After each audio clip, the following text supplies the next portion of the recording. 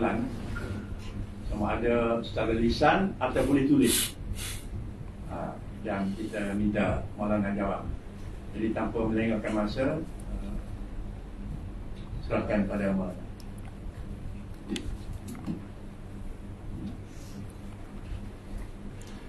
Assalamualaikum warahmatullahi wabarakatuh. Bismillahirrahmanirrahim. Alhamdulillah rabbil alamin. Wassalatu wassalamu ala asyrafil mursalin wa ala alihi wa ashabihi ajma'in.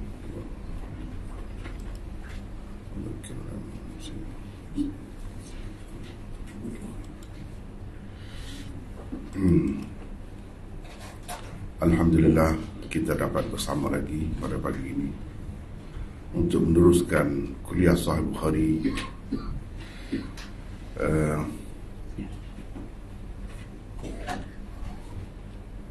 Rasanya kita telah sampai ke bab ini 68. Sebab sebelum ni pun nota tak sempat disiapkan. Nota 67 ni kita dah baca pun. Hari tu tanpa nota juga, tengok di skrin tu. Hari ni pun nota belum siap lagi. Sebenarnya banyak dah juga dah siap, tapi saya tunggu nanti cukup 20 muka surat atau lebih, barulah kita akan bagi nota insya-Allah. Jadi hari ini kita akan baca bab ke-68 ini. Bab ke-68.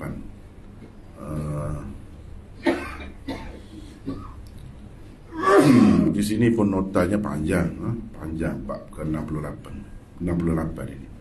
Saya tidak pasti hari ini kita sempat habiskan ke atau tidak bab ke-68 ini. Tapi kita tengoklah dulu setakat mana yang sempat ya.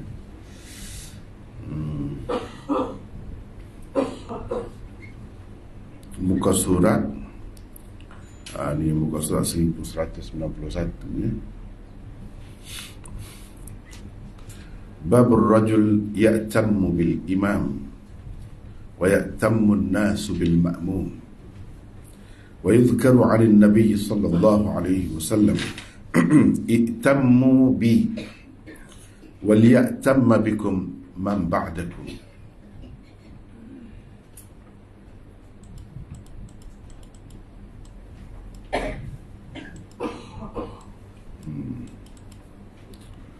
وبه قال حدثنا قتيبة بن سعيد قال حدثنا أبو معاوية عن الأعمش عن إبراهيم عن الأسود عن عائشة قالت لما ثقل رسول الله صلى الله عليه وسلم جاء بلال يؤذنه بالصلاة فقال مروا أبا بكر أن يصلي بالناس فقلت يا رسول الله إن أبا بكر رجل أسيف وإنه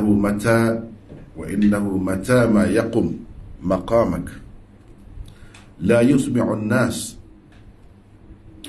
فلو أمرت عمر فقال مروا أبا بكر يصلي بالناس فقلت لحفصة قولي له إن أبا بكر رجل أسيف وإنه متى يقم مقامك لا يسمع الناس فلو أمرت عمر قال إن كن لأنتن صواحب يوسف مروا أبا بكر أن يصلي بالناس فلما دخل في الصلاة وجد رسول الله صلى الله عليه وسلم في نفسه خفة فقام يهادى بين رجلين ورجلاه يخطان في الأرض حتى دخل المسجد فلما سمع أبو بكر حسه ذهب أبو بكر يتأخر فأومأ إليه رسول الله صلى الله عليه وسلم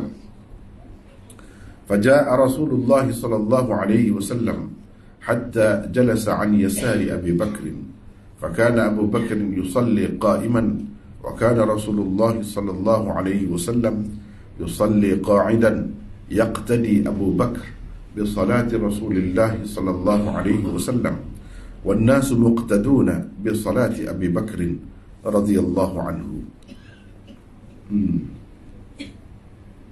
Kita balik semula ke tempat mula-mula baca tadi.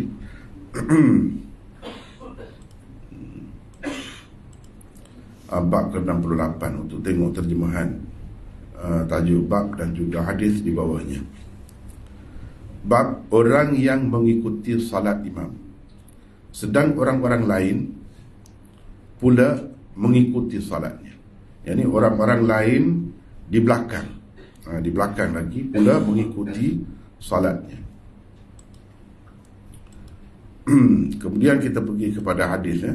Ini hadisnya, hadis yang ke-717. Sebenarnya sama, lebih kurang lah. Hadis tu juga dah kiranya. Sebelum ni pun kita dah baca hadis ini juga. Cuma di sini Imam Bukhari sebutkan dengan maksud yang lain, dan sedikit sebanyak lafaznya pun berbeza. Baik, kita tengok dulu terjemahannya. Imam Bukhari dengan sanadnya meriwayatkan daripada Al-Aswad daripada Aisyah, kata beliau, ketika sakit Rasulullah sallallahu alaihi wasallam semakin parah, Bilal datang menemuinya untuk memberitahu bahawa waktu salat telah tiba. Nabi sallallahu alaihi wasallam lalu bersabda, "Kamu suruhlah Abu Bakar menjadi imam kepada orang ramai." Maka aku terus berkata, "Wahai Rasulullah, sesungguhnya Abu Bakar seorang laki-laki yang lembut hatinya. Jika dia menggantikanmu, suaranya tidak akan dapat didengar oleh orang. Alangkah lebih baik kalau engkau suruh saja Umar." Baginda bersabda lagi, "Suruhlah Abu Bakar menjadi imam kepada orang ramai." Lalu aku katakan kepada Hafsah, "Katakanlah kepada baginda, Abu Bakar adalah seorang laki-laki yang lembut hatinya. Jika dia menggantikan tempatmu, maka dia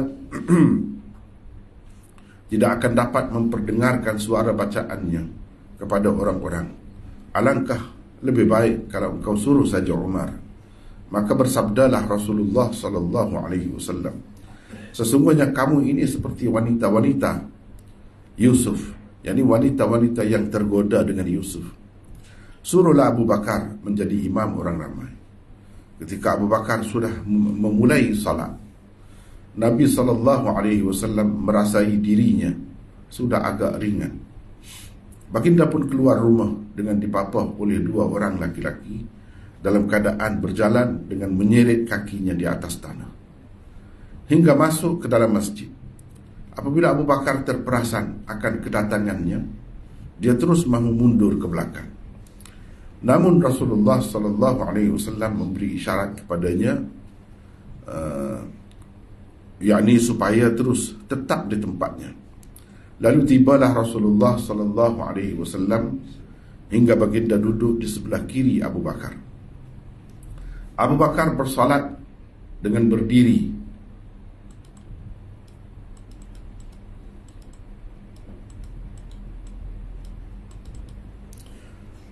sedangkan Rasulullah SAW bersalat dengan duduk. Abu Bakar bersalat dengan mengikuti salat Rasulullah SAW. Orang ramai pula mengikuti, yakni bersalat dengan mengikuti salat Abu Bakar.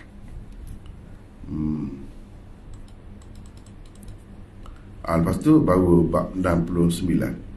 Ini bab yang ke-68. Kalau kita perhatikan,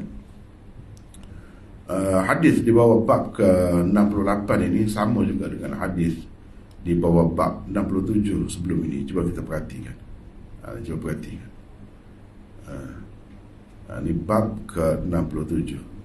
Tetapi di bawah tajuk bab man asma'an nas takbir al-imam, bab orang yang memperdengarkan takbir imam kepada orang ramai. Ini hadisnya. Cuma sedikit pendek, sedikit pendek. Dan dalam riwayat ini tidak disebutkan di sebelah mana Nabi SAW itu pergi duduk, sebelah kiri ke sebelah kanan, tak sebut. Dan ini lebih pendek. Lepas tu kita perhatikan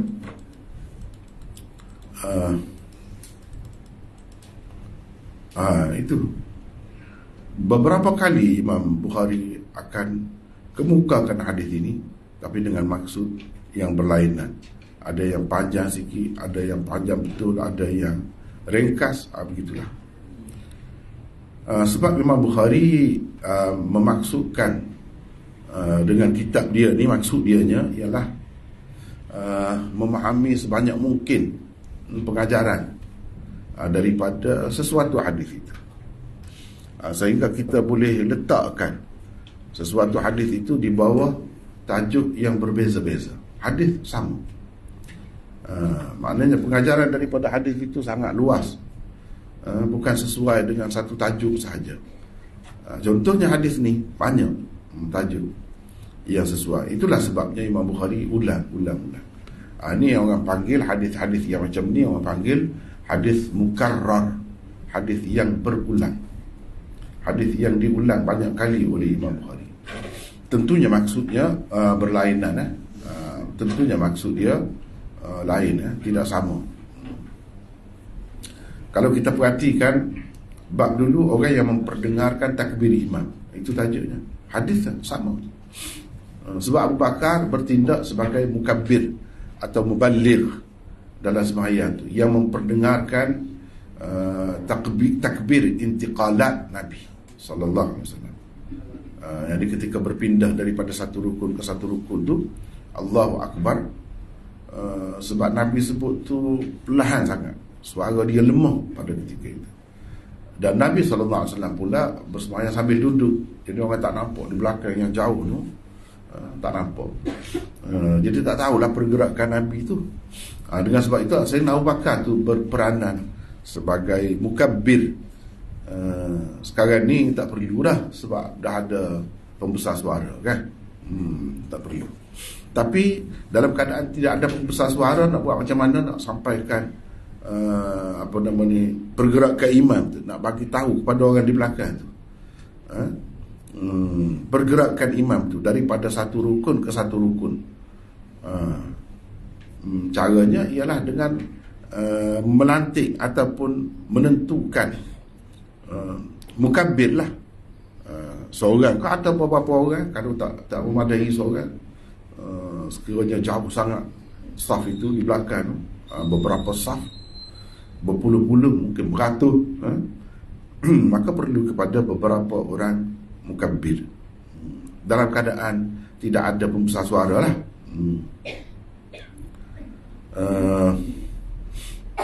Jadi itu tujuannya. Di sini maksud lain pula.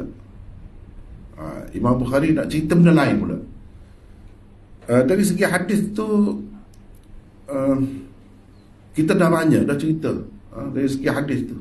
Cuma di sini adalah tempat-tempat yang kita akan bincangnya. Kita tidak bincang dah tempat yang kita telah bincang tu, yang telah kita temui dalam hadis di bawah bab sebelum ini. Itu kita tak akan bincang. Tengok sana lah, tengok sana. Yang kita akan bincangnya benda-benda yang tidak ada lagi, tidak dibincang sebelum ini. Bahkan seperti saya telah tunjuk sebelum ini, 2 tempat dah sebelum ini telah Imam Bukhari bawakan hadis ini dengan maksud yang berlainan. Dan di sana pun kita dah bincang dah juga. Dengan sebab itu, dalam hadis yang lepas pun saya tak banyak bincang. Kalau bincang pun yang belum kita sentuh lagi. Begitu. Sama juga di sini. Jadi di sini apabila mengikuti salatnya, kan Sayyidina Abu Bakar kan dia ikut Nabi, dia mengikut Nabi, orang lain di belakang dia ikut dia. Jadi ikut tu apa? Ikut apa? Jumhur ulama kata ikut pergerakan Nabi sallallahu alaihi wasallam. Pergerakan Sayyidina Abu Bakar, dia tak nampak pergerakan Nabi kan, sebab Nabi duduk, sembahyang sambil duduk itu tak ada khilaf lah tu. Semua riwayat mana-mana pun memang sebut begitu. Jadi Abu Bakar ini sebagai makmum, bukan sebagai imam. Nanti kita akan bincang, iyakah bukan sebagai makmum, tak ada khilaf kah? Itu kita akan bincang lah. Panjang lah di situ. Jadi kalau kita terima. Ini mengikut kebanyakan ulama, mereka katakan Sayyidina Abu Bakar ni ikut Nabi, maknanya dia jadi makmum. Ini masalah ni orang panggil, kalau kita nak cari dalam kita hadir dalam kitab fiqh, dia panggil iqtida bitasalsul. Itu masalah. Iqtida bitasalsul, yakni mengikut imam secara berturut. Yang dikatakan imam tu bukan seorang. Pelik tu. Dia nak bawa satu idea yang pelik. Walaupun kita mungkin tak biasa dengar lah, orang mengaji pun jarang bertemu. Sebab benda ni jarang pendapat. Tapi Imam Bukhari nak cerita, kamu jangan berasa pelik. Kalau ada orang berpendapat begitu, memang tokoh-tokoh besar dulu ada dah yang berpendapat begitu. Alasan dia mana? Hadis ni. Itu dia nak cerita. Alasan dia apa? Hadis ni lah alasan dia. Jadi jangan kamu berasa pelik. Dia sebenarnya ada alasan juga. Ada alasan juga sebenarnya bagi orang yang berpendapat begitu. Jangan kamu kata dia suka-suka hati, ikut nafsu, jangan. Ini hadisnya. Kalau tempat pegangan mereka, ini hadisnya. Bagi orang yang mengatakan tidak, sebenarnya imam tu Nabi ya. Yang lain-lain Nabi seorang saja. Abu Bakar tu ikut pergerakan saja, dia bukan imam. Tak boleh panggil imam. Tapi ada satu kumpulan ulama mengatakan Abu Bakar tu imam juga. Dan begitulah saf di belakang-belakang lagi.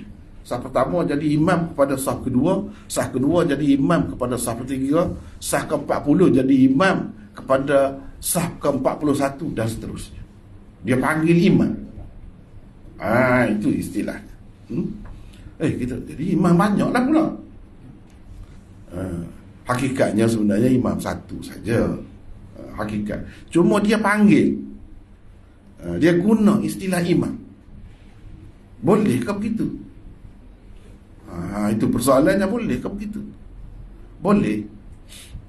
Atas dasar imam tu mana? Orang yang diikuti. Yang diikuti. Diikuti apa? Diikuti pergerakannya tu. Dari sudut itu boleh kita kata imam. Nampak? Jadi saf yang ke-40 tu jadi imam kepada saf 41. Boleh kita kata begitu. Tidak salah lah. Tidak salah. Hakikatnya imam tu satu je. Hakikatnya imam tu satu saja. Dalam kes ini Nabi SAW lah imam tu. Jadi Sayyidina Abu Bakar tu imam dari sudut itu sahaja. Dan begitulah seterusnya ke belakang lagi tu. Begitu orang yang mengikut, kita dah baca tadi. Baik. Kita dah ada nota di situ 1532. Panjang nota ni. Para ulama berbeza pendapat tentang maksud Bukhari mengadakan bab ini. Jadi Imam Bukhari ni itu yang unik dia. Kadang-kadang kita baca kitab dia ni, nak syarah tajuk bab dia tu lebih panjang lagi daripada syarah hadis. Hadis itu. Jadi banyak tempat dah kita dah bincang dah hadis tu. Baik, apa? Ini boleh tengok sini ya. Kepada yang boleh merujuk tu ada makna lah saya sebut ni. Kitab ni boleh ada makna, boleh tengok. Boleh rujuk sendiri. Jadi kita dah ada panduan ni, lebih memudahkan lagi. Kalau tidak kita tak boleh nak gambar apa dia nak cerita, apa ni masalah apa ni dia nak bentang kepada kita. Itu pun kita tak boleh nak tangkap sebenarnya. Kalau kita baca sendirilah, orang tak biasa kan dengan Bukhari ni, tak tahu apa maksud dia. Dia nak cerita apa sebenarnya. Baru kita tahu, paling tidak baca nota saya ni, panjangnya maksud dia, paling tidak. Kalau ada kemampuan boleh tengok banyak lagi lah kitab, boleh rujuk lah. Mungkin ada yang saya tidak sebut di sini. Yang pertama, menurut Al-Aini, Badruddin Al-Aini, melalui tajuk bab ini Imam Bukhari mahu menyatakan kecenderungannya kepada mazhab Asy-Sya'bi. Itu dia kata begitu. Dia nak cerita dia sependapat ataupun menyokong Sya'bi dalam masalah ni. Tengok. Mana kita tahu kan? Kalau tengok tajuk saja, dia nak sokong siapa, nak ceritakan dia sependapat dengan mana kita tahu. Bila kita baca syarah, baru tahu. Apa pendapat Sya'bi? Pada pandangan Asy-Sya'bi, jika jemaah terlalu ramai dan banyak pula saf-safnya, sehingga diperlukan kepada mukabbir. Mukabbir tu dah faham dah kan? Kita dah sebut dah. Mukabbir atau kita kata muballigh dia panggil juga, atau musmi' dia panggil juga, tak apalah, itu perkataan-perkataan yang sama artinya. Maka dalam keadaan itu akan adalah apa yang dinamakan sebagai iqtida bitasalsul.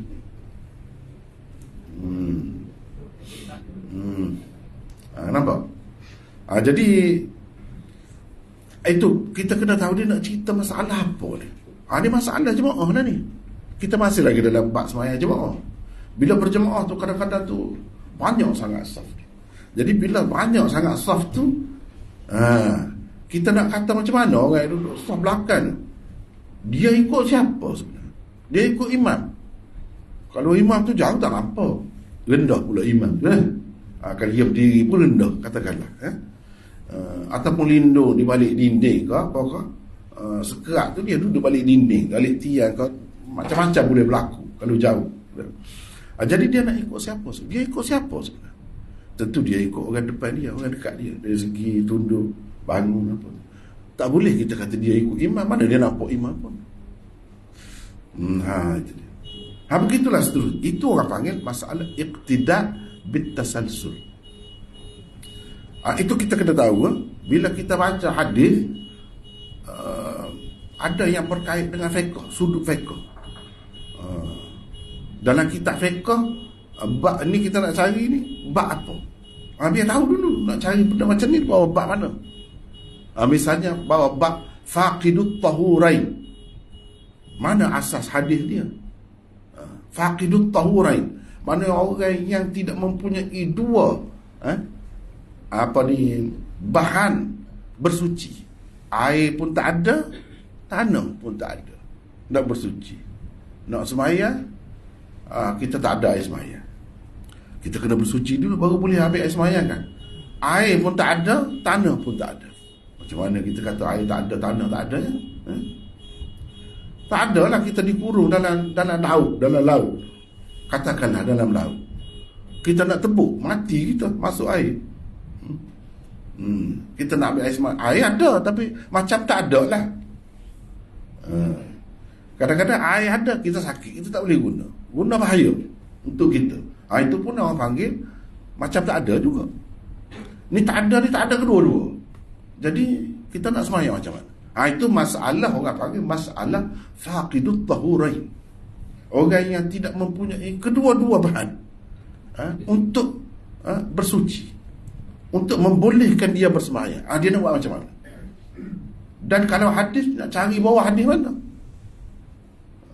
Dia berkait tu, dia berkait. Asasnya hadis juga. Asasnya hadis juga. Cuma kalau pergi kepada fiqh tu dia banyak pendapat lah. Ni kata begini sebab begini, ni kata begini sebab begini. Ini yang kita nak belajar hari ini ialah masalah iqtida bitasalsul namanya. Itu masalah. Iaitu makmum pada saf pertama di belakang imam memang mengikut imam. Di saf pertama dia nampak imam, memang dia ikut imam. Tetapi saf-saf kedua, ketiga, keempat, ke-10, ke-30 dan seterusnya mengikut saf di hadapannya. Saf di hadapannya lah yang dikira sebagai imamnya. Yang disebut siapa imam? Ini saf depan aku lah imam akunya. Begitu. Orang yang baru masuk, apa faedah dia duduk bincang benda ni? Apa faedah? Apa hasilnya? Dia sebab tu yang bincang ni ada faedah dia, ada beza dia, hukum dia. Begini. Orang yang baru masuk dalam saf ke-40. Sebagai contohnya, perlu mengikut dan mengambil kira saf sebelumnya, iaitu saf ke-39. Saf ke-39 itulah yang menjadi ikutan dan imamnya. Jika orang dalam saf ke-39 masih rukun ketika orang yang baru masuk dalam saf ke-40. Jika orang dalam saf ke-39 masih rukun ketika orang yang baru masuk ke dalam masuk dalam saf ke-40 dan ia sempat rukuk bersama orang-orang di dalam saf ke-39, berarti ia mendapat rakaat itu meskipun imam telah pun bangun dari rukuknya. Imam sebenar depan tu bangun dah, tapi kan pergerakan tu kan lambat kan. Sebab makmum ni dikehendaki kena lambat sikit daripada imam. Tak boleh lah sama mendahului imam. Jadi dengan sebab nak lambat sikit tu, dia akan lambat pergerakan. Yang jauh ni tidak rokok lagi kau. Jadi dia lambat sikit. Jadi yang di belakang ni nak kira dia dapat rakaat tu, dia tidak masbuk, dia muafiq tu berdasarkan imam depan tu yang tak nampak tu ke, ataupun saf depan ni. Jawabnya mengikut Syafi'i, dia kata mengikut orang depan dia. Kalau orang depan dia ni tak bangun lagi daripada rokok dan dia sempat subhanallah kadar tu dengan orang depan dia, bermakna dia dapat rakaat itu. Nampak? Kalau imam sebenarnya dia lepas ada satu rakaat, dia kena tambah. Selepas imam bagi salat, dia kena tambah satu rakaat. Tapi dengan sebab dia bukan nampak imam, dia nampak orang di belakang ni, saf ke-39. Jadi dia kira dia dapat. Itu faedahnya. Itu faedahnya. Tapi kalau mengikut jumhur ulama, dah yang dikira imam depan mu nampak tak kira. Gitu. Itu jumhur ulama. Tapi Imam Syafi'i ni orang besar ni, bukan calon-calon orang ni. Imam mujtahid, sebelum mujtahid 4 mazhab ni dia mujtahid dah. Tu Imam Syafi'i. Jadi bagi dia masih dapat lagi. Kira gitu, bukan kira imam. Baik. Kata Al-Aini, antara bukti Imam Bukhari cenderung kepada mazhab Syafi'i ialah beliau memulakan bab ini dengan hadis mu'allaq. Dia bagi alasan sebab dia kata Imam Bukhari ni cenderung ke situ. Apa buktinya? Dia kata kita kena tengok hadis mu'allaq yang Imam Bukhari bawa. Selepas tajuk tadi, dia ada hadis mu'allaq di bawah tu. Hadis mu'allaq tu kecenderungannya ke situ. Itu cara Imam Bukhari dia nak cerita dia ni faham macam mana, apa mazhab dia, kena tengok. Selain daripada tajuk dia kena tengok selepas tu ada ke tidak hadis dia kemukakan. Walaupun hadis mu'allaq pun. Hadis mu'allaq tu maknanya hadis yang tak ada sanad. Yang ni kita nak tunjuk ni. Ini yang dipanggil hadis mu'allaq. Selepas tajuk tadi dia sebut ni hadis ni. Hadis daripada Nabi SAW tapi tak ada sanad. Al-Aini kata bukti bahawa Imam Bukhari ni cenderung kepada mazhab Syafi'i ialah dia kemukakan hadis mu'allaq ini. Kalau kita baca sendiri tak nampak. Usah kau tuan-tuan, puan-puan sekalian, saya sendiri pun tak nampak. Saya sendiri pun tak nampak. Kena baca dulu. Baca tu baru nak. Laki banyak kita baca, laki cerah. Gitulah. Kadang-kadang sebuah tu tak boleh, tak ada penyelesaian pun. Setengah-setengah dia tak bincang pun tajuk ni. Tu masuk hadis. Syarah Bukhari tu banyak, 100 lebih. Tapi setengah, berapa banyak kita pun tak ada. Tak ada. Gitulah nak cerita tu. Payah nak dapat tu. Tapi kalau macam Al-Aini tu dia syarah besar kan, syarah 20 jilid lebih. Sahih Bukhari, dia ada lah bincang. Dia ada. Dia ada bincang. Dia kata kalau kita tengok di situ, nampak beliau memulakan bab ini dengan hadis mu'allaq. Ia jelas menunjukkan makmum dalam saf pertama mengikut imam. Orang-orang yang berada pada saf di belakang saf pertama pula mengikut saf sebelumnya. Kalau hadis mu'allaq itu maksudnya. Daripada hadis mu'allaq itulah Imam Asy-Sya'bi menyimpulkan masalah iqtida' bitasalsul yang dikemukakan tadi. Dia faham daripada mana? Dia bukan kata ikut pendapat dia sewena-wena sesuka hati. Tidak. Dia ada hadis lah. Ibnu Battal dan Ibnu Tin, ni semua ni pensyarah Sahih Bukhari belaka, berkata tajuk bab ini sesuai dengan pendapat Asy-Sya'bi dan Masruq. Ditambah pula seorang pula ada lagi, Masruq. Ini pun tokoh besar juga sebelum Imam Pak ni lagi, sebelum tu lagi. Kerana mereka berdua berpendapat imam menjadi imam kepada semua saf, sementara saf-saf pula sebahagiannya menjadi imam kepada sebahagian yang lain, yakni yang di belakangnya. Kata Asy-Sya'bi, jika seseorang bertakbiratul ihram dan sempat rukuk di belakang sesuatu saf, sebelum saf itu mengangkat kepala mereka daripada rukuk, berarti ia telah mendapat rakaat itu, kerana sebahagian mereka merupakan imam bagi sebahagian yang lain. Sedangkan sekalian fuqaha mengambil kira angkat kepala imam daripada rukuk sahaja imam sebenarnya yang depan. Itu pendapat itulah yang lebih cermat. Tapi Syafi'i berpendapat begitu. Nak buat macam mana dia imam mujtahid. Dia faham begitu. Baik, selain mereka berdua, Ibnu Jarir At-Tabari juga berpendapat begitu. Ini boleh tengok dalam syarah Ibnu Battal, syarah Ibnu Tin, syarah Ibnu Al-Mulaqqin, dan Faidul Bari, syarah Bukhari oleh Maulana Anwar Shah Kashmiri dan lain-lain. Ini benda ni ada, kalau nak tengok boleh tengok situ. Cuma sebab dinotakan saya tak bagi lagi lah muka surat jilid berapa tu, saya tak bagi. Tapi dalam kitab-kitab ni ada. Yang kedua, itu pendapat pertama. Baru pendapat pertama. Sebab tu saya bimbang hari ni, takut tak ada habis ni. Kalau nak habis semua ni panjang perbincangan, berapa muka surat. Yang kedua, menurut Hafiz Ibn Hajar, tidak jelas Bukhari cenderung kepada mazhab atau pandangan Asy-Sya'bi itu. Dia kata ni tak jelas tu.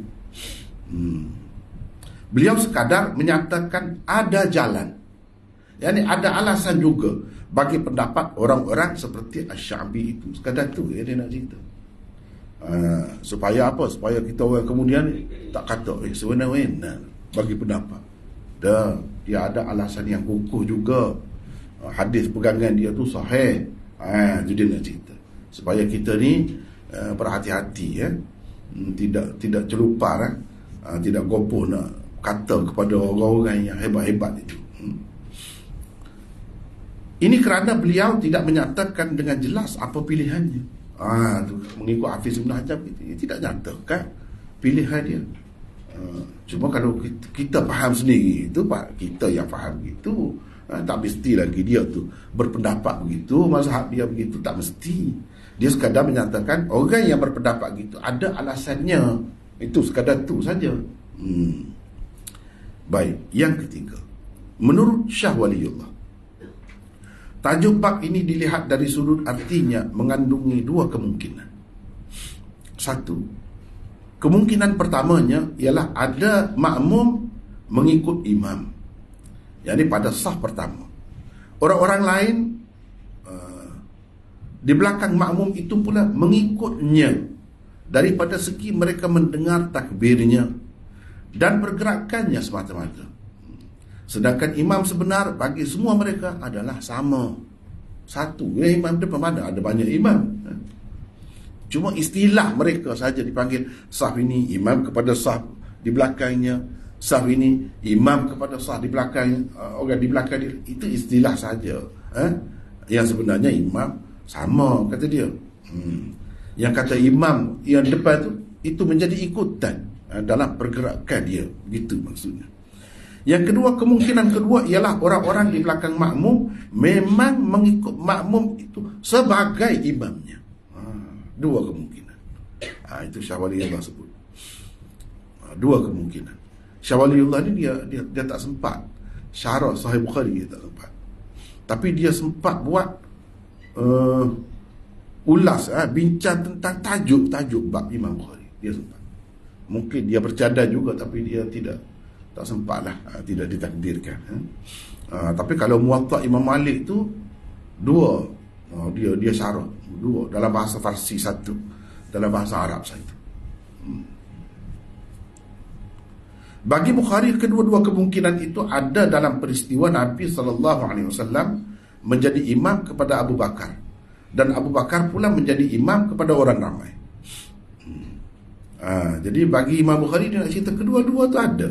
Boleh kita faham daripada hadis. Daripada hadis yang kita akan lihat di bawah bab ini.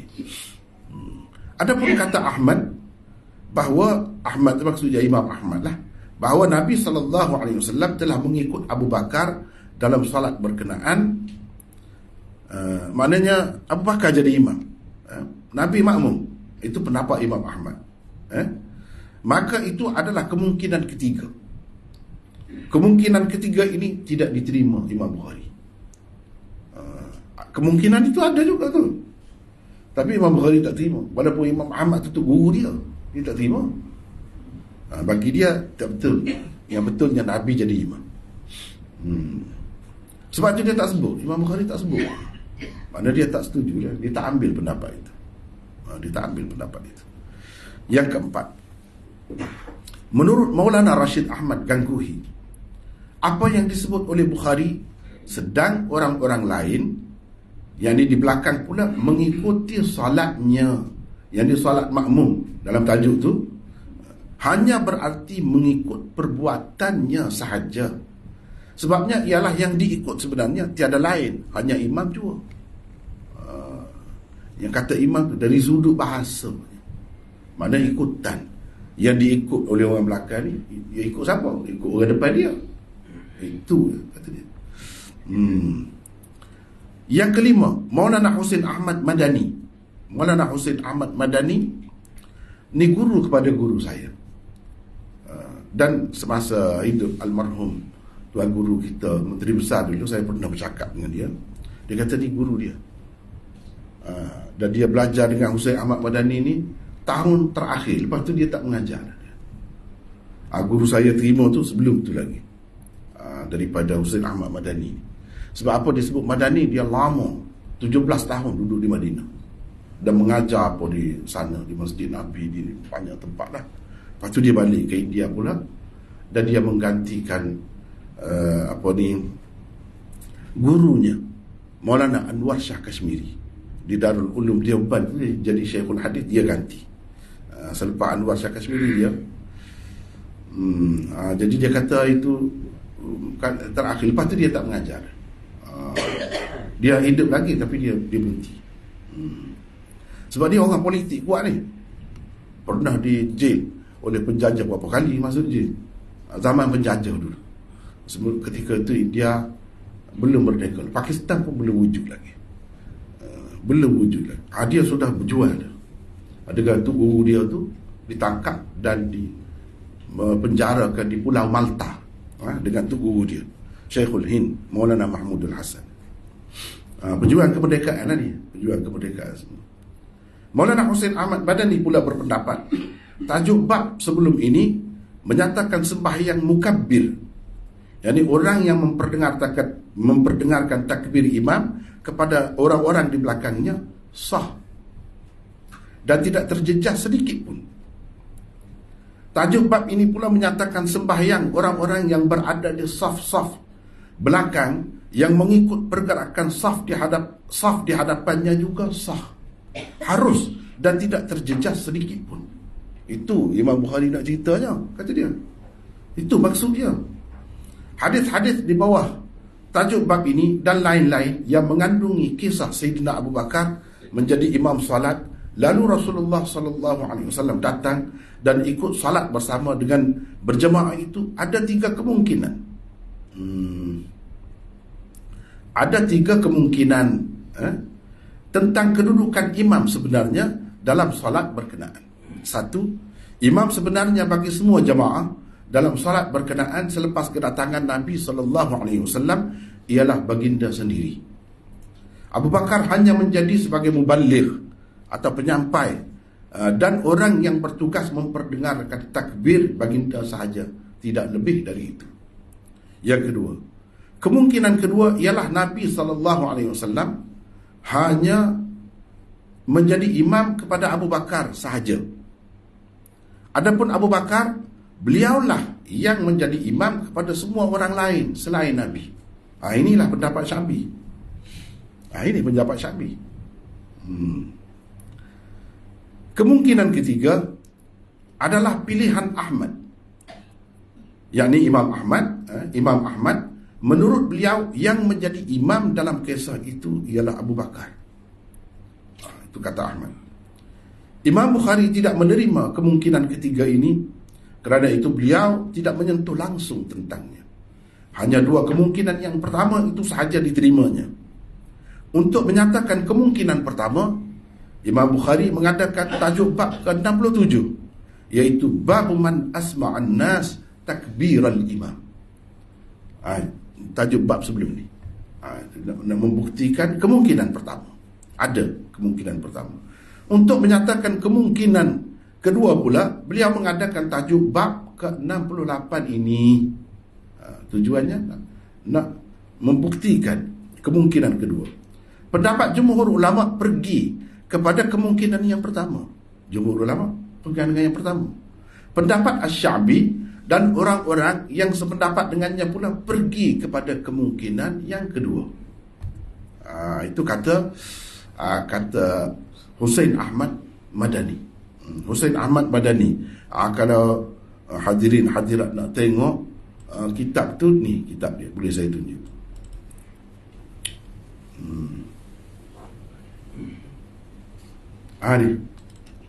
Ini tasyrihat Bukhari. Dalam ni dia kumpulkan beberapa syarah syekh hadis, beberapa orang syekh hadis Darul Ulum Deoband, dikumpulkan dalam kitab ni. Ada 7 jilid semua. Kita boleh tengok ni. Ini tasyrihat. Dalam ni lah yang saya ambil ni, tapi ini dalam bahasa Urdu. Orang tak boleh bahasa Urdu saja. Nasib baiklah saya boleh bagi juga hidayahkan kepada masyarakat kita ni. Ni tasyrihat Bukhari. Dalam ni ada ni Qutbul Alam, Rashid Ahmad Gangguhi, syarah dia pun ada dalam ni. Syekhul Hadis Maulana Zakaria. Ni Syekhul Arab wal Ajam Maulana Sayyid Husain Ahmad Madani, ada juga dalam ni. Jadi beberapa syekh hadis dikumpulkan pendapat-pendapat mereka di dalam kitab ni. Ada kitab ni dalam bahasa Urdu. Dalam bahasa Urdu. Ni. Okey. Baik, yang keenam. Ini berdasarkan pengamatan saya dan setelah saya perhati semua tu. Ini pandangan saya sendirilah. Bagi penulis, pendapat Imam Bukhari dalam masalah ini sebenarnya sama seperti pendapat jumhur ulama. Hakikat ini dapat dilihat pada hadis yang dikemukakan oleh beliau di bawah tajuk bab ke-67 dan di bawah tajuk bab ke-68. Cukup itu. Nak menunjukkan dia pilih yang mana. Dia seperti jumhur. Saya tak setuju seperti Al-Aini kata dia sependapat, cenderung kepada pendapat Syafi'i. Bagi saya tidak. Sebab apa? Tengok hadis yang dia bawa di bawah setiap tajuk tu. Kena tengok. Jangan tengok yang mu'allaq tu saja. Sebab yang mu'allaq tu masih ada banyak lagi kemungkinan. Banyak lagi kemungkinan. Kedua-duanya menunjukkan Nabi lah. Saya terpaksa kena sengkal tu kan. Kalau tidak, nama Nabilah pula. Perempuan bernama Nabilah pula kan. Susah Rumi ni kan.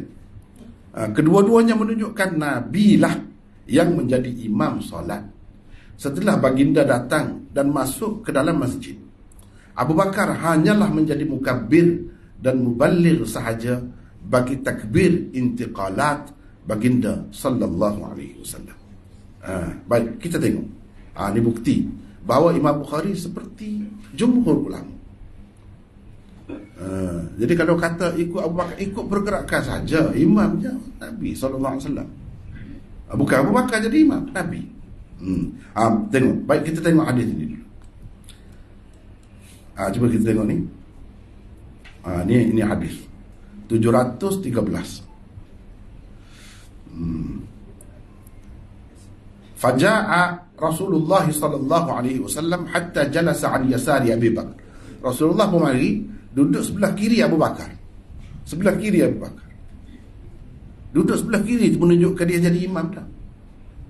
Sebab kalau kita sembahyang seorang kan, dua orang, makmum duduk sebelah kanan, imam duduk sebelah kiri kan. Duduk sebelah kiri itu isyarat kepada dia jadi imam, bukan Abu Bakar jadi imam.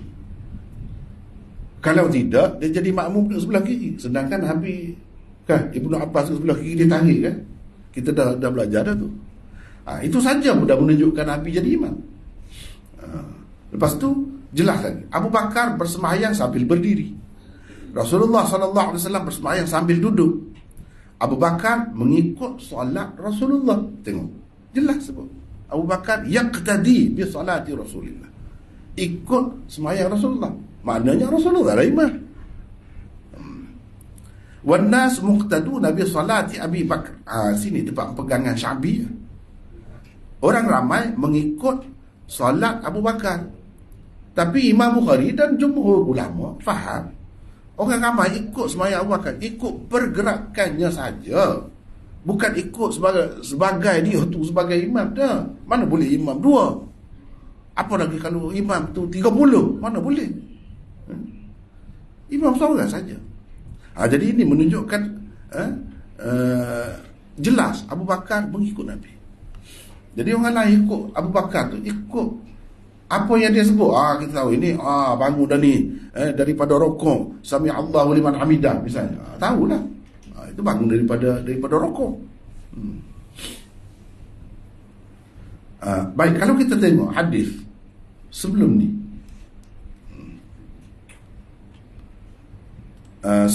di bawah bab 67 ni, bab orang yang memperdengarkan takbir imam kepada orang ramai.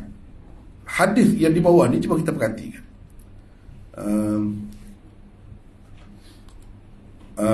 Bila Abu Bakar nampak Nabi mari, dia nak undur ke belakang. Nabi SAW isyarat supaya dia tak usah undur lah, dia tetap di situlah. Tetapi Abu Bakar undur juga ke belakang. Dan Nabi SAW duduk di samping Abu Bakar. Hadis ni tak sebut sebelah kiri ke sebelah kanan, tak sebut, tapi di samping, dekat Abu Bakar. Dan Abu Bakar memperdengarkan kepada orang takbir. Maknanya dia hanya memperdengarkan takbir kepada orang. Yang menjadi mukabbir ni bukan imam. Bila diperlukan mukabbir, yang kuat, angkat suara kuat tu bukan imam. Diperlukan kepada mukabbir tu sebab imam tu suara dia tak kuat, ataupun dikhawatiri orang yang jauh tu tak dengar suara dia sendiri. Jadi pada beberapa jarak di belakang tu adalah seorang mukabbir, supaya orang yang jauh tu dengar. Jadi mukabbir tu dia boleh kata kuat, imam tak perlulah kata sekuat itu. Jadi bila Abu Bakar ni berperanan sebagai mukabbir, kita tahulah dia tu bukan imam, dia makmum. Jadi jelaslah Nabi juga yang jadi imam. Nabi juga yang jadi imam. Kalau kata orang ikut Abu Bakar, ikut, bukan sebut orang menjadikan Abu Bakar tu sebagai imam, tak ada sebut pun situ. Kalau kata sebut, kita kena pakai imam tu dengan makna lughawinya, dari segi bahasa. Maknanya yang diikut, yang diperbuatannya, bukan diikut niat dia sebagai imam. Jadi makna dua pula ada. Tidak begitu. Jadi daripada hadis yang dikemukakan oleh Imam Bukhari ni, kita dapat tahu Imam Bukhari seperti jumhur ulama juga. Dalam masalah ni. Dia tidak sependapat dengan Syafi'i. Dia sekadar nak menyatakan pendapat orang-orang seperti Syafi'i itu dia ada alasannya, ada tempat pegangannya. Tempat pegangannya mana? Yang kita tengok dalam hadis tadi lah. Orang ramai muqtaduna yaqtaduna bi Abi Bakar. Orang ramai ikut Abu Bakar. Bila ikut, yang diikut tu orang panggil apa? Imam lah. Gitu. Maknanya bagi Imam Bukhari, dia bagi jalan lah, dia tolong Syafi'i. Tolong cerita kepada orang ramai apa hujah Syafi'i. Dan kalau dia pakai begitu pun ada jalan, ada munasabah. Begitu sekadar tu ya. Dia tidak nak pilih pendapat itu, tidak. Sebab hadisnya jelas ya, dia bawa di bawah kedua-dua tajuk itu menunjukkan Abu Bakar pun jadi makmum juga seperti orang-orang lain. Jadi yang menjadi imamnya ialah Rasulullah sallallahu alaihi wasallam. Baik. Itu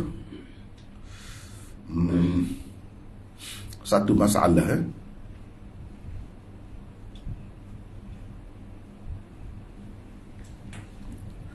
iaitu masalah al-iqtida' bitasalsul. Lepas tu baik. Lepas tu baru kita pergi kepada riwayat ta'liq, riwayat mu'allaq. Ini riwayat mu'allaq. Maksudnya disebutkan daripada Nabi sallallahu alaihi wasallam sabdanya, ikutilah aku, yakni sebagai imam, dan biarlah orang-orang di belakangmu mengikutimu. Kamu, maknanya orang di saf depan tu, ikut aku, dan biar orang belakang tu ikut kamu. Kan? Mana kamu tu jadi imam lah kepada orang di belakang tu. Bila kata ikut kamu, mana kamu tu biar jadi imam lah. Tapi kita kena faham, imam tu dari segi bahasa Arab saja, bukan imam dari segi istilah. Kalau imam dari segi istilah satu je. Imam dari segi orang mengikut dia, begitu. Baik, kita tengok sini ada nota 1533 ya, 1533. Riwayat ta'liq ini dikemukakan oleh Muslim dengan sanadnya daripada Abi Nadrah, daripada Abi Sa'id Al-Khudri. Kata beliau, anna Rasulullah sallallahu alaihi wasallam ra'a fi ashabihi ta'akhuran faqala lahum taqaddamu fa'tammu bi وَلْيَأْتَمَّ بِكُمْ مَنْ بَعْدَكُمْ لَا يَزَالُ قَوْمٌ يَتَأَخَّرُونَ حَتَّى يُؤَخِّرَهُمُ اللَّهُ. Bermaksud bahawasanya Rasulullah SAW pernah melihat sahabatnya terkebelakang, yang ni lambat, slow nak mari sah pertama. Pernah dia tengok gitu, duduk belakang, slow, lambat-lambat, nak mari ke depan. Maka baginda bersabda kepada mereka, tampillah kamu ke hadapan untuk mengikutiku. Mana Nabi ajak, marilah duduk sah depan ni, sah pertama tu, mari. Dan biarlah orang-orang di belakangmu mengikutimu. Akan sentiasa ada golongan yang berlambat-lambat, sehingga akhirnya Allah juga melambat-lambatkan mereka. Jangan duduk, kita kata jangan duduk buat perangai lambat lagu tu lah, slow lagu tu lah, lama kan jadi habis slow benda-benda lain. Gitu maksudnya. Kalau kita buat terbaik slow gitu, habis benda slow lah. Jangan menyalahkan Tuhan. Perangai kita tu, kita duduk didik diri kita lagu tu. Itu maksud dia nya. Jadi marilah depan. Jadi hadis ni macam-macam pendapat ulama. Ada yang kata Nabi SAW suruh duduk depan, sebab bukan solat saja, apa-apa pun. Supaya apa? Supaya orang kemudian ikut, generasi tabi'in ikut sahabat. Dan sahabat itu yakin, dia buat ni, memang dia tengok Nabi SAW. Kalau duduk jauh, tak nampak lah. Jadi kamu ni, Nabi nak sahabat-sahabat dia ni berlomba-lomba mari duduk dekat dia. Kalau belajar pun, duduk depan. Kalau semayang, duduk sah pertama. Kalau berperang pun, duduk dekat dia, depan. Begitu. Supaya apa? Supaya kamu dicontohi oleh generasi kemudian. Generasi kemudian ikut yang sebelum tu. Generasi ikut sebelum tu. Begitu. Nabi nak begitu. Ada yang berpendapat seperti itu. Ada yang kata, ni cerita sembahyang ni. Cerita sembahyang. Memanglah zahir hadis ini memang berkenaan dengan sembahyang. Tapi golongan yang pertama tadi, dia perluaskan makna dia. Sebab itu pun dimaksudkan oleh Nabi SAW juga. Bukan berkait dengan sembahyang saja ni. Makna kita kena maju. Jangan mundur. Jangan lambat di belakang. Kena cepat. Barulah. Jadi terbaik cepat tu. Jadi kita nak duduk depan. Sentiasa depan. Nak berperang pun duduk depan. Nak derma pun depan. Nak belajar pun depan. Begitu. Sebab apa? Bila di depan ni banyak perkara dah jelas. Jelas. Orang di belakang tak dengar, orang depan boleh dengar kan? Gitu. Orang di belakang tak nampak, orang depan boleh nampak. Jadi dia nampak tu, misalnya Rasulullah bersungguh ke tidak bersungguh, macam mana air muka dia tu, nampak. Kalau di belakang mana nak nampak? Dia bersungguh ke tidak bersungguh ketika dia bercakap tu. Jadi penting nampak tu, duduk dekat tu. Itu maksudnya. Baik, hadis ini diriwayatkan juga oleh Ahmad, Abu Daud, An-Nasa'i dan Ibnu Majah. Sabda Nabi sallallahu alaihi wasallam, "I'tammu bi." Ikutilah aku. Ditujukan kepada orang-orang yang berada pada saf pertama. Kalau berkenaan dengan sembahyang lah, berkenaan dengan sembahyang. Maksudnya ialah ikutilah aku pada perbuatan dan gerak-geriku dalam solat. Waliyatamma bikum man ba'dakum. Pula bermaksud biarlah orang-orang di belakangmu mengikuti perbuatan dan gerak-gerimu yang mengikutiku. Gitu. Jadi inilah pegangan Syafi'i. Orang di belakang tu ikut Nabi. Jadi orang belakang ikut tu. Dia faham gitu. Sabda Nabi SAW ini menunjukkan para makmum yang berada di dalam saf di belakang yang tidak nampak imam atau tidak mendengar takbir imam. Boleh. Jadi harus bergantung kepada saf di hadapannya. Atau mukabbir yang juga mengikuti imam yang sama. Sama ada saf di hadapannya nampak imam atau tidak. Dan ia juga semata-mata mengikut mukabbir atau saf di hadapannya. Jadi nak ceritanya sembahyang tu tak ada kurang, tak ada terjejas.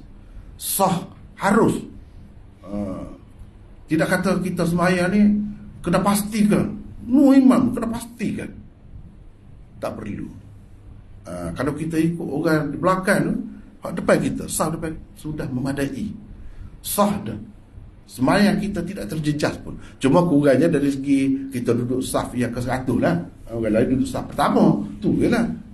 Tapi dari segi sembahyang tu sendiri tak ada terjejas dengan sebab tu. Dengan sebab kita tak dengar suara imam takbir, tapi kita dengar mukabbir. Sah. Itu nak cerita. Betul lah seperti Syekh Hussein Ahmad Badani sebut tadi. Dia kata nak cerita sah, tidak terjejas. Itu. Asy-Sya'bi dan orang-orang yang sependapat dengannya pula berpegang dengan zahir hadis ini.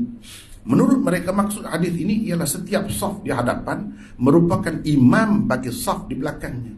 Imam yang sebenar bagi mereka juga seorang sahaja. Dikatakan imam kepada saf di hadapan hanyalah kerana orang-orang yang berada di saf belakang mengikuti perbuatan dan gerak-geri orang-orang yang berada di dalam saf di hadapannya. Dari sudut itu disebut imam. Dari sudut lughawi orang panggil. Dari sudut bahasa ia apa makna imam? Orang yang diikuti. Tidakkah sekarang ni dah kita tak nampak imam yang sebenar, kita ikut orang depan kita? Ya betul. Jadi imam lah. Gitu maksudnya. Tapi mereka pun kata imam yang sebenar satu je. Boleh sebut, boleh kata siapa imam bagi di saf yang ke-30? Jawabnya saf ke-29. Boleh kata. Macam tu. Itu yang nak sebutnya.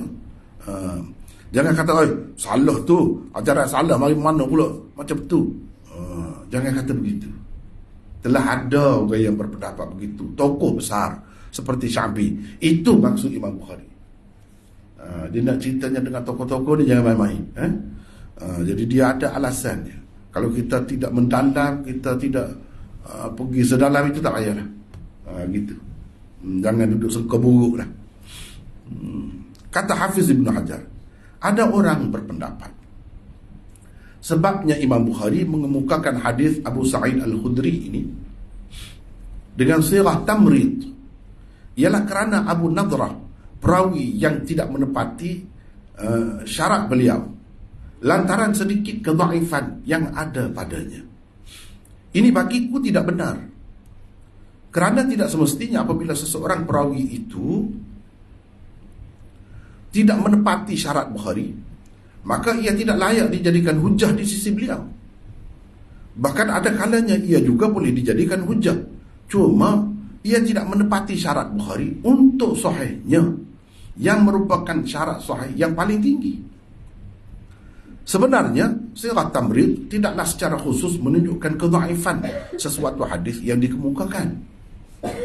Ia juga digunakan untuk hadis sahih. Berbeza dengan silah jazam, kerana ia memang tidak digunakan kecuali untuk hadis sahih. Itu kata Hafiz Ibnu Hajar dalam Fathul Bari. Kita terjemah tu. Nak tengok-tengoklah. Baik. Jadi Hafiz Ibnu Hajar ni sebut begitu. Jadi orang sebelum dia kata, siapa? Pensyarah Sahih Bukhari juga, Al-Kirmani. Kirmani kata. Baik. Pendapat Hafiz Ibnu Hajar tu dibantah, dikritik oleh apa yang kita panggil biras dia. Al-Aini tu, Badruddin Aini tu biras ni mana isteri masing-masing tu ada beradik, gitu kan. Hafiz Ibnu Hajar dengan Hafiz Aini ni isteri masing-masing tu ada beradik. Oh, hebat. Adalah Fathul Bari. Aini bantah, kritik. Banyak sebenarnya Aini kritik. Kadang-kadang kita yang baca ni kan, apa kita nak kata, kalau orang kata sikit, faham sikit dengar, sengal bahasa sengal, dia kritik tu. Tapi itulah, kena sabar lah. Ulama-ulama ni sabar. Hafiz Ibn Hajar sabar.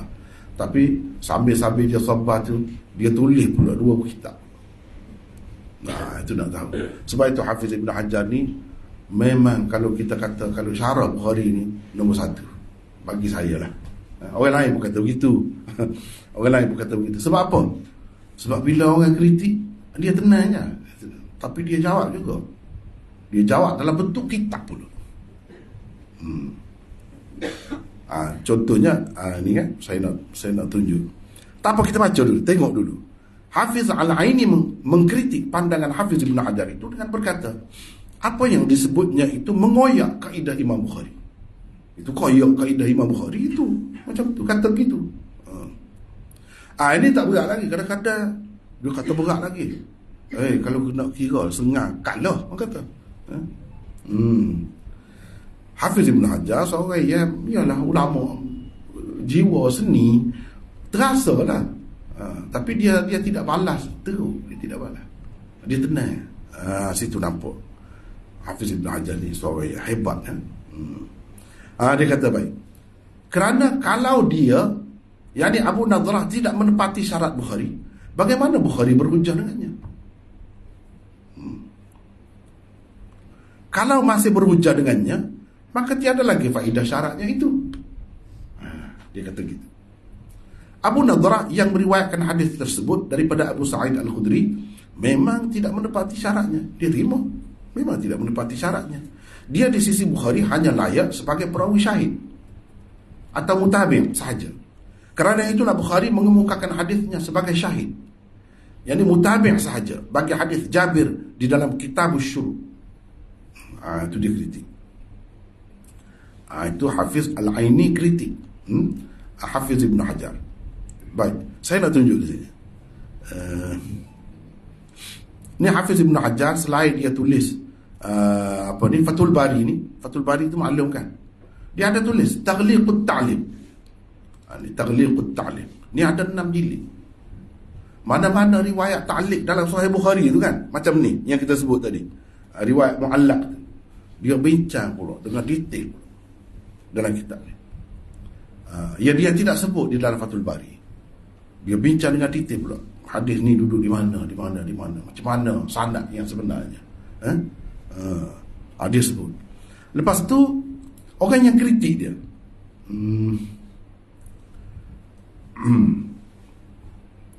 orang yang kritik dia, terutamanya Al-Aini, kalau nak tengok jawapan dia, tengok di sini, Intiqadul I'tirad.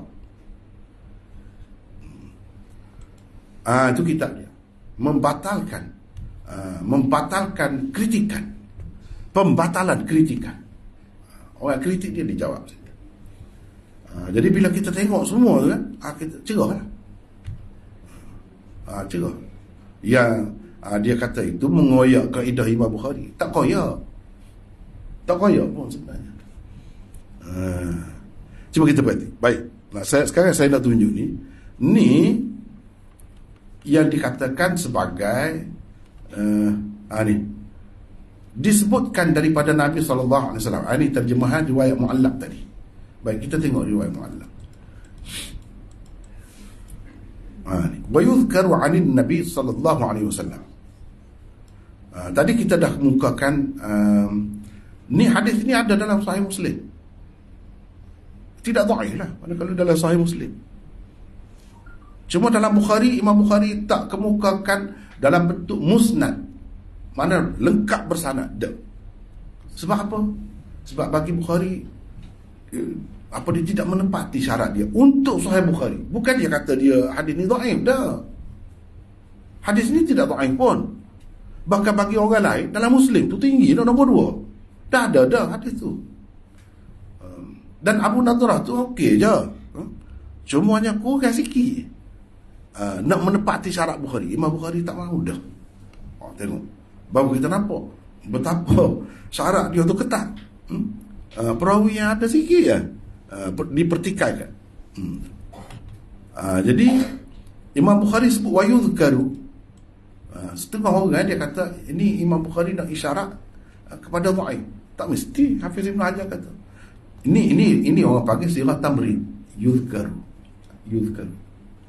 Kalau yadhkuru itu sirah jazam. Ini kepada yang belajar bahasa Arab dia tahulah. Mana kalau guna dengan sirah majhul, tak kira lah madhi majhul ke atau mudhari' majhul ke, tak kira lah. Itu maknanya sirah tamrid.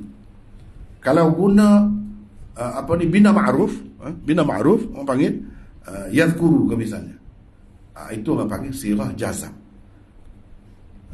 Hafiz Ibn Hajar pun akui memang kalau sirah jazam digunakan untuk mengisyaratkan kepada hadis sahih. Sirah tamrid kadang-kadang isyarat kepada hadis dhaif, tapi kadang-kadang tidak begitu. Kadang-kadang dia nak cerita hadis ini sekadar tidak menepati syarat dia, bukan bermakna ia tidak sahih pada penilaian orang lain. Dan pada penilaian dia pun sahih, cuma tidak menepati syarat untuk kitab dia yang ni. Sebab tidak menepati syarat dia tu lah dia tidak kemukakan dengan sanad penuh seperti Muslim tu. Dia hanya kemukakan secara ta'liq saja dan dengan sirah tamrid. Sebab itulah. Jadi dia telah membezakan. Jadi sesoalannya Hafiz Aini dia kata dah terima sahih. Kenapa dia tak kemukakan dia dengan sanad dalam bentuk musnad? Sesoalannya begitu. Jadi kita jawab bagi pihak Hafiz Ibn Hajar, iaitu kenapa Imam Bukhari tak begitu? Sebabnya bagi dia tidak menepati syarat Bukhari lah. Kalau menepati syarat dia bolehlah kemukakan dengan sanad penuh tu dalam bentuk musnad. Ini dia sebut dah ni nak menunjukkan tidak menepati syarat dia. Tapi jangan kamu simpulkan, jangan kamu buat kesimpulan bahawa bagi Imam Bukhari hadis ni dhaif. Tak mesti. Banyak lagi hadis dhaif, hadis sahih yang tidak ada dalam Sahih Bukhari. Cuma kesahihan dia tu tidak menepati kitab Sahih Bukhari itu saja. Bukan makna dia tidak sahih. Sama juga dengan hadis ni sahih. Kalau sahih boleh jadi hujah lah. Kalau daripada awal lagi kita kata hadis ni dhaif, jadi Sya'bi buat hujah macam mana? Sya'bi itu tokoh besar, dia tahulah hadis ni dhaif ke tidak dhaif. Jadi kalau dah sahih, walaupun sahih itu tidak sampai ke tahap Sahih Bukhari, sudah boleh guna, sudah boleh buat hujah. Itu maksudnya. Tak ada koyak apa ni kaedah Imam Bukhari. Apa tak ada. Jadi Imam Bukhari dah sebut dah yang menepati syarat untuk sahih dia itu saja yang dia kemukakan dalam bentuk musnad, dalam bentuk bersanad. Ni bersanad. Contohnya hadis yang kita baca di bawah bab ni, dia dengan sanad ni. Ni haddatsana Qutaibah bin Sa'id qala haddatsana Abu Muawiyah dan seterusnya. Itu hadis musnad, hadis yang lengkap sanadnya. Kenapa Imam Bukhari tak kemukakan yang dia sebut wayu zakaru tadi dalam bentuk begini? Padahal dia tahu sanad dia tahu. Sebab bagi dia tidak menepati syarat dia lah. Daripada situ kita tahu hadis itu tidak menepati syarat Imam Bukhari. Tetapi tidak semesti bila kata tidak menepati syarat Sahih Bukhari, hadis itu dhaif, tak mesti. Itu yang Hafiz Ibn Hajar kata. Jadi Hafiz Ibn Hajar tak setuju dengan pendapat setengah-setengah pensyarah yang mengatakan ini isyarat daripada Bukhari tentang kedhaifan hadis itu. Sebab apa? Sebab dia guna sirah tamrin. Hafiz Ibn Hajar tak setuju. Jangan kata begitu. Gitu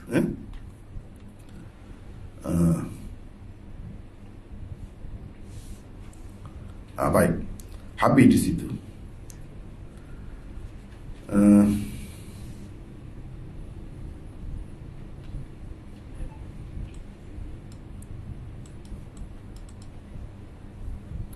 Habis di situ baru kita pergi kepada hadis. Kita pergi kepada hadis. Masa nak habis dah. Masanya nak 10.30. Takkan kita nak berhenti pukul 12 kan? Sambung. Semula pula deh. Ni baru pergi kepada hadis. Pergi kepada hadis tu panjang pula, cerita benda lain pula lah. Cerita benda lain pula.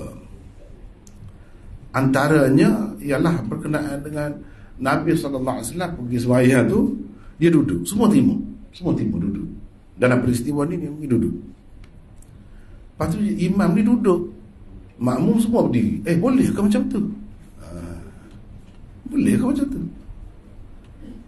Sedangkan dalam hadis yang lain Nabi tak bagi macam tu. Kalau imam duduk, kamu duduk. Dah ada arahan begitu dalam hadis yang lain. Kenapa sahabat-sahabat ni tak duduk? Itu satu masalah. Itu satu masalah. Itu yang kita akan bincangkan. Kalau panjang pula situ. Mazhab ni begini, mazhab ni begini, mazhab ni begini. Imam Bukhari, apa mazhab dia? Apa pandangan dia dalam masalah ni? Ada lah pandangan dia. Imam Bukhari sendiri, apa pandangan dia? Dia adalah pandangan dia. Itu panjang. Ikut mana-mana pun kebanyakan ulama mengatakan bila Nabi pergi duduk sebelah kiri, maknanya biar Nabi jadi imam. Bila kita terima Nabi jadi imam, dia sembahyang Nabi duduk. Jelas semua terima. Tak ada khilaf tu. Timbullah masalah. Sebab Imam Malik kata tak boleh, tak sah sembahyang. Imam kalau duduk tak boleh jadi imam, dulu lagi tak boleh. Begitu. Tak boleh jadi. Dia kena jadi imam, dia kena orang berdiri, orang kuat. Maksud imam tu kena kuat, bukan orang lemah.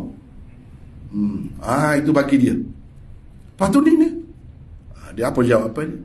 Ini khusus dengan Nabi. Nabi saja boleh, orang lain tak boleh. Itu jawapan dia. Kalau Imam Malik, jawapan dia begitu. Orang lain tak boleh. Dan orang lain, orang duduk tengah jadi imam, banyak perkara lah, duduk tengah jadi imam, mari diganti dengan dia tanpa sebab yang munasabah. Semata-mata dia mari. Orang lain boleh? Tak boleh. Jangan dibuat macam tu. Sebab Imam Malik kata ini cerita ni banyak khusus dengan Nabi ni. Peristiwa ni khusus dengan Nabi. Nabi saja. Bila dia mari, orang lain duduk belakang. Lepas tu bincang panjang dah. Lepas tu Sayyidina Abu Bakar tak pernah jadi imam kepada Nabi. Nabi duduk belakang. Ada ke tidak? Panjang. Jadi saya rasa tak boleh pergi dah ni. Kalau kita bincang lagi, banyaklah. Kita kena tangguh dulu dah. Setakat tu rasanya dah boleh dah beberapa perkara kan. Dah boleh dah. Sekurang-kurangnya kita tahu dah hari ni apa ada orang panggil iqtida' bitasalsul. Iqtida' bitasalsul yang mungkin sebahagian daripada kita tak pernah dengar sebelum ni. Jadi apa maksud iqtida' bitasalsul? Macam kita sebut tadi lah. Wallahu a'lam. Wa akhiru da'wana alhamdulillah.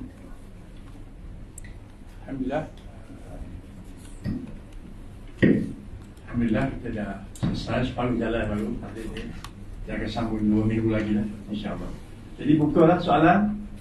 Ada soalan secara lisan ataupun bertulis, boleh? Silakan. Boleh guna mikrofon.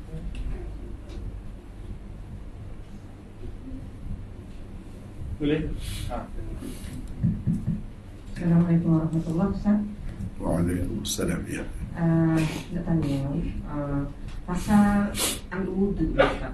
Wuduk perempuan kan, katanya yang pasal rambut dekat sideburn kita ni kan, perempuan tu dia termasuk anggota wuduk tak Ustaz?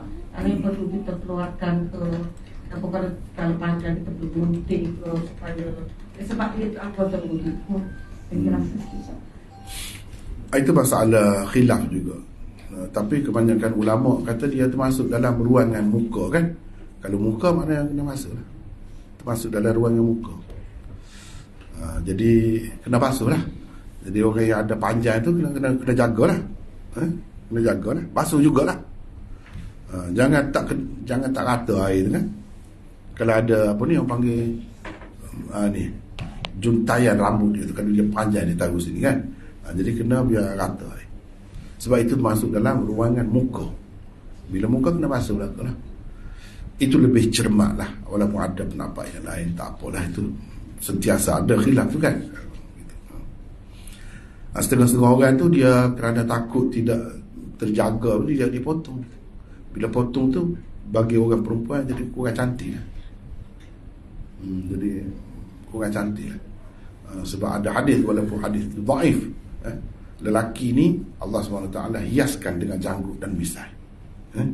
Perempuan Allah SWT hiaskan dengan juntayan rambut dia. Zawaib namanya. Itu zawaib. Tak berapa cantik lah. Tak boleh buat cekong gitu. Orang perempuan kan dia suka solek-solek ni. Nak suruh cantik tu macam-macam dia buat. Pula gitu kan. Tak dapat lah kalau potong. Gitu. Jadi kalau tidak potong kena jaga lah. Itu lebih cermat.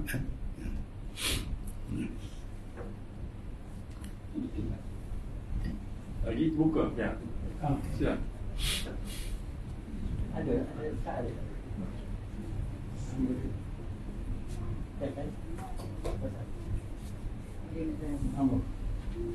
Assalamualaikum warahmatullahi wabarakatuh. Waalaikumsalam. Si kerja mungkin di tinggal kita bisa tahu. Soal dah tahu tu, kamu tak tahu lagi. Gini, Maulana, apabila kita misalnya selepas solat kan, Assalamualaikum warahmatullahi wabarakatuh.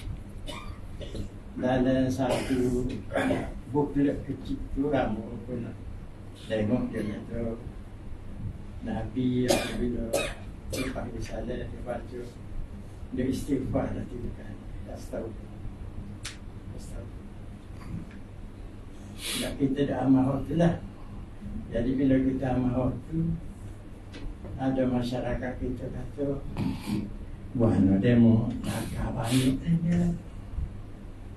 Apa kata, lagu mana? Ada lagi. Apa dia? Kata, amantu billahi wa tawakkaltu 'alal hayyil ladzi la yamut. Seterus. Baru dah sapa kau, istighfarnya. Kata, orang tak tahu dah kawan, tidak punya lagu tu. Kerana minta penjelasan Maulana, mana lebih, kita kata lebih relevan. Orang lain kata. Allah. Dia gitulah. Yang sahih itu relevan lah. Yang sahih. Yang sahih. Jadi yang sahihnya istighfar. Yang betul dah lah yang buat tu. Ada buat. Betul. Itu yang sahih. Yang lain-lain itu ada. Kalau ada pun tidak sahih. Jadi yang lebih baik kita amal, ini yang sahih. Begitu. Jadi yang sahih yang kebanyakannya begitulah. Jadi elok dah kena dah lah tu. Apa lagi kalau yang sahih pun tak ada, yang tidak sahih pun tak ada. Contoh selalu orang kita kan lepas sembahyang, Allahumma antas salam wa minkas salam. Panjang lagi kan dia baca. Panjang lagi baca. Panjang lagi baca tu tak ada dalam hadis sahih pun tak ada, dalam dhaif pun tak ada. Itu rekaan sahaja. Salah kan? Tidak salah, makna dia tu tak ada yang salah. Kalau kita perhati, fa'ayyina bisalam wa adkhilna al-jannata darussalam, apa semua tu kan salah kan? Betul. Cumanya kenapa kita terlalu beriltizam begitu? Hak orang lain tu sama dengan Nabi, sehingga jadi mengelirukan. Sebahagian awal itu sikit-sikit ya, yang Nabi yang sahihnya, Allahumma antas salam minkas salam tabarakta ya dzal jalal wal ikram, itu saja. Jadi yang tu orang kata itu hak Nabi, jelas, sahih. Takut-takut nanti orang-orang yang baru belajar, yang baru masuk Islam ataupun yang baru belajar, ingat semuanya hak Nabi. Sebab sebahagiannya hak Nabi. Dia kata itu memang daripada Nabi tu. Jadi orang ingat semua, padahal tidak semua. Kita pula yang menimbulkan kekeliruan. Dari segi nak baca, kalau faham, tahu, tak jadi masalah pun. Tapi dalam keadaan masyarakat yang tak tahu apa ni kan, dia akan ikut, dia ingat Nabi buat gitu, Nabi baca gitu. Itu kita menimbulkan kekeliruan. Yang eloknya tak payahlah, bacalah seperti yang Nabi ajar. Sudah cukup dah tu. Sudah cukup. Itu yang terbaik. Banyak lagi lah yang lain-lain lagi, banyak lagi lah. Gitu. Jadi yang eloknya, yang paling baiknya kita buat seperti yang Nabi SAW ajar. Berapa kali dah saya sebut lepas jemaah ni, sekarang ni semakin lembab dah, ngantik semacam dah, tak tahulah ada perintah daripada siapa, wallahualam. Tapi saya nak minta, nak tanya lah. Kalau tanya depan takut setengah hati pula, nak kata umum lah, umum. Kalau ada saya pun nak tahu juga, saya pun nak buat juga. Apa masalahnya kalau Nabi ada buat dah. Tapi selama ni saya duduk belajar, bukan apa di luar negara, di sini pondok saya belajar. Tak ada. Di pondok kau buat gitu dulu lah. Berapa tahun saya belajar di pondok, tak ada. Lepas jemaah pakat ngati. Jadi bila start ni, saya pun tak tahu. Kalau nak kata contoh ikut tanya pondok, saya belajar pondok. Ketika tu guru semua ada lagi. Tu guru hak hebat-hebat besar. Lah ni anak buah ya. Lebih kurang kita. Anak buah dah. Ketika tu guru tak ada buah.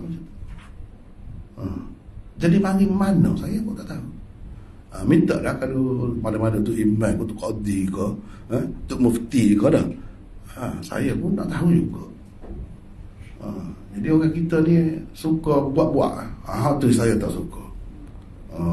Bila saya balik Malaysia ni tengok, mengikut yang kita belajar, mengikut yang kita duduk tu, ulama-ulama besar, ahli-ahli besar, tidak gitu. Jadi macam mana kita ni muda-muda suka buat benda-benda ibadat ni. Doa yang suka kita, ibadat cara kita, selawat tu ibadat, kita paling gendang sambil-sambil tu dah. Mari mana benda ni pakai dalam masjid. Suatu ketika ni ada lagi, wallahualam tak tahu.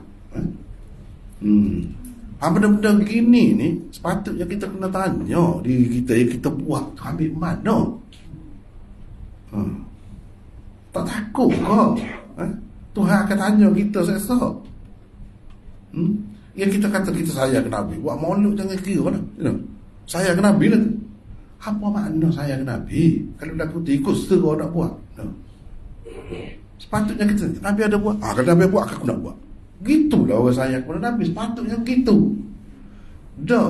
Dia macam nak lawan golongan, satu golongan. Demo tu kata tak ada, kita nak buat, ikut. Supaya demo tu kata suruh, dia tak ada buat suruh.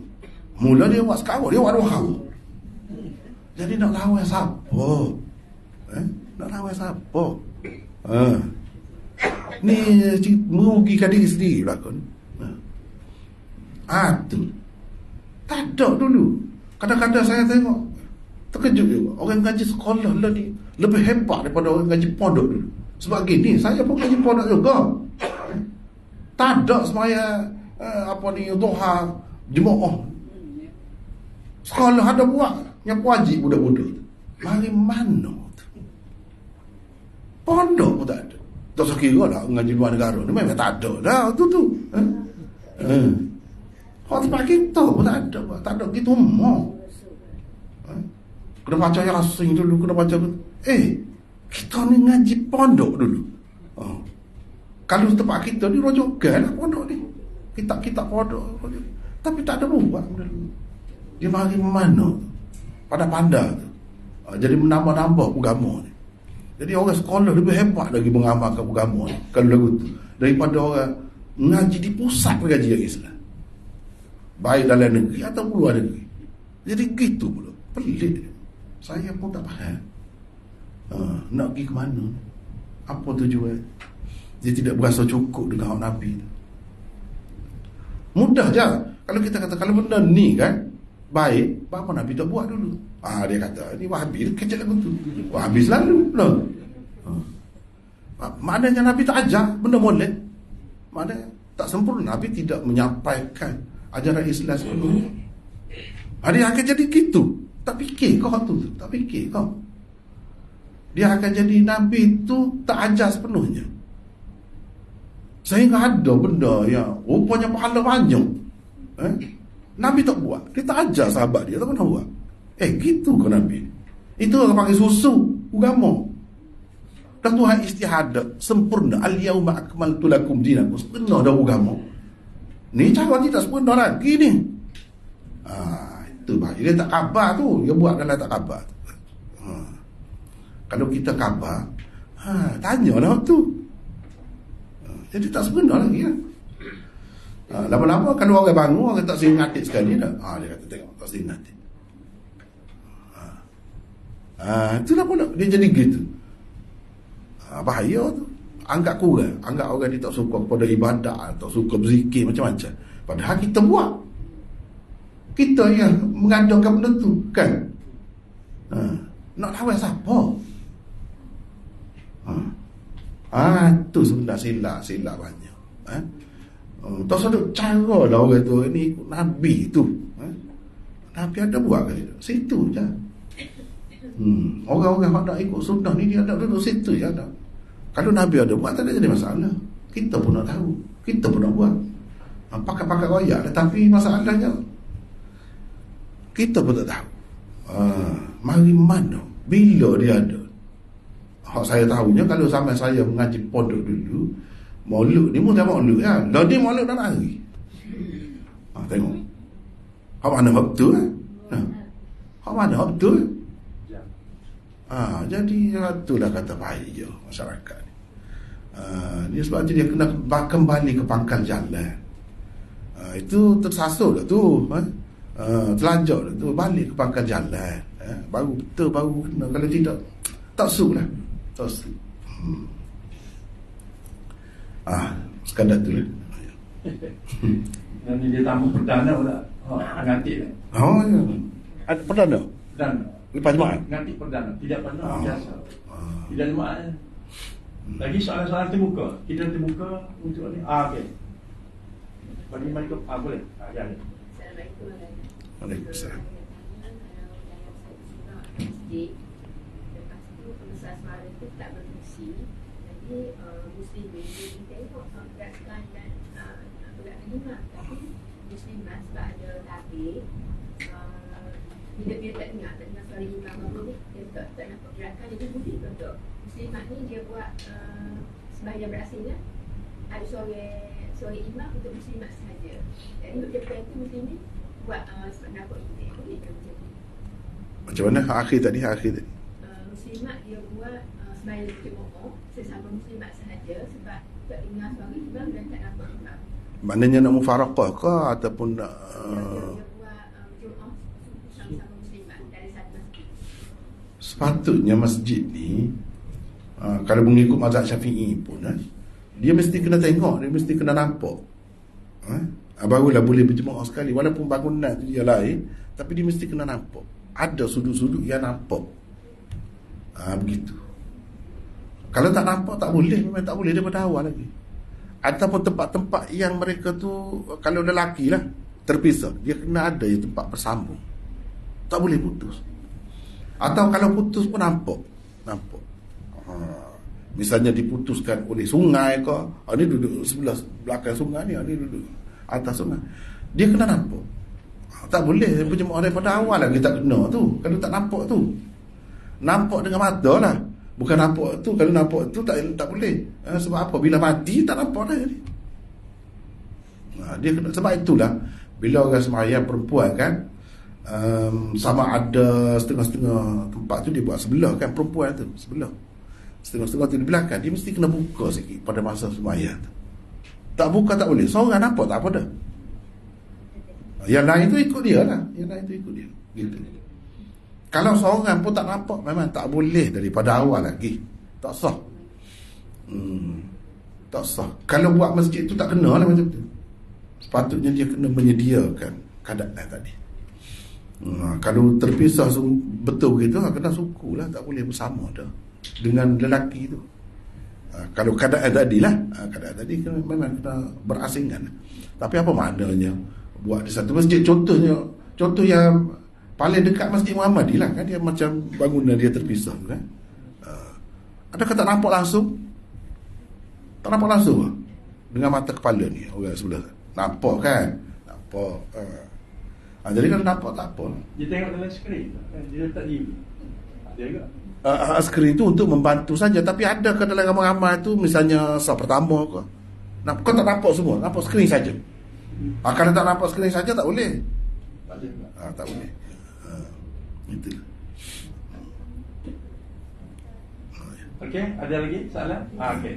Assalamualaikum. Waalaikumsalam. Kita ni makmum masjid. Bila imam berbagi salam, kita bangun. Tiba ada orang baru nak sembahyang, dah duduk sebelah kita takbir yang buat mana isyarat dia nak jadi imam. Jadi boleh. Boleh lah bagi orang yang kata boleh. Kalau mazhab Syafi'i apa memang boleh lah. Bagi orang yang kata tak boleh, tak boleh. Jadi kita kena tahu kita ikut yang mana. Atas kita. Sekarang ni kita dah belajar, kita dah tahu. Misalnya Imam Malik kata tak boleh, Imam Abu Hanifah kata tak boleh. Kalau kita bermazhab Hanafi tak boleh. Tapi kalau orang Syafi'i biasa, mazhab Ahmad biasa boleh. Kalau kita sembahyang sunat, orang mari belakang nak berjumpa dengan kita, dia kenapa dia solat wajib lah. Boleh kalau mazhab Syafi'i. Mazhab Ahmad boleh. Kalau Malik tak boleh. Kalau Hanafi tak boleh. Itulah kita kena tahu. Jadi kalau orang Hanafi misalnya dia mari, dia pun tak ikut kita. Jangan kita kata tak mau berjemaah, dia sembahyang sendiri. Sebab dia memang tak boleh. Tak tahu orang depan dia sembahyang kok. Dia kena tahu. Bagi orang yang pegangan gitulah. Bagi orang yang tidak pegang gitu, yang pegang boleh saja. Okey. Lagi ya. Sorry, okey. Akhir ni. Akhir ni. Main bagi main kopi. Apa ni? Baru ni kita baru lepas maulid. Jadi saudara tu masa dia berkuliah lah, dia kata maulid Nabi tak buat duduk, dia kata nak support gini, nak support ada lagi kita, dia kata. Tiba-tiba anak kita beri hadiah ke dia. Tak support, dia kata support. Nabi pun begitu lebih lagi support dia kata. Dia membangun lagu tu. Jadi lagu mana tu? Ya beginilah. Dia benda ni kan, dia boleh berkembang jauh. Saya dah cerita dah sebelum ni, di Pakistan ada orang buat kek. Nak belah ni. Bukan hari jadi Nabi kan? Sebenarnya hari jadi Nabi. Pak kita ada buat sini. Boleh jadi inovasi tu dah. Akan sampai juga ke tempat kita ni akhir-akhir ni. Belah kek. Sebab apa? Dan ni sempena ni kek belah. Kek Nabi ni. Dia tak ada su. Sebab tu semua lainnya tak sah. Gini dia beza tu. Kita Nabi ni, kita buat ni dengan anggap ada pahala tu, ada kelebihan agama tu. Anak tadi kita tak ada anggap apa pun. Tak ada anggap itu sebagai ibadat, sebagai sesuatu yang boleh menghampirkan diri kepada Allah, tak ada pun. Itu beza dia. Jadi kalau hadiah tu orang biasa lah anak nak bagi kaya, sehingga kalau kata nak buat hari jadi sekalipun, dia bukan ibadat, dia bukan anggap ibadat itu. Kecuali kalau angkat salah. Kira berdosa. Tak boleh lah kalau macam tu. Kalau sekadar nak suka-suka boleh lagi. Tapi orang buat untuk Nabi ni, dia bukan begitu. Dengan harapan ada pahala tu, buat kebajikan tu, agama tu, ajaran agama tu. Macam tadi dia tidak ajaran agama. Kita tahu ni ini pengaruh barat. Hari jadi gapo ni. Cuba kita rasa dah tak ada masa lain, kita nak buat masa tu. Gitu ya. Lain. Cumanya kalau saya tak suka. Anda nak buat hari jadi, saya tak bagi. Walaupun untuk kita, bukan untuk Nabi, untuk kita. Sebab itu budaya bukan budaya kita. Mereka buat gitu ada sebab. Nak boleh berjumpa anak-anak ni, keluarga ni, bukan main, susah. Masing-masing duduk masing-masing. Jadi kalau tak buat gitu, tak ada ketika berapa tu temu. Kita temu nak tiap hari dah. Mesra sangat dengan anak ni. Boy gitu gini, dia pergi mari dah. Tak ada perlu. Jadi dia ada latar belakang masing-masing. Mereka buat gitu, dia ada sebab dia. Kita yang tak ada sebab. Untuk apa buat? Untuk apa buat? Jadi kau usahkan hak Nabi, kita sendiri pun tak mahu. Sebab itu bukan budaya kita. Kalau tidak budaya kita, tak payah buat lah. Gitulah. Wallahu a'lam. Okey, alhamdulillah. Kita sekian agak puas hati. Sebagai makluman, seperti biasa pada minggu pertama adalah tafsir anak Maulana.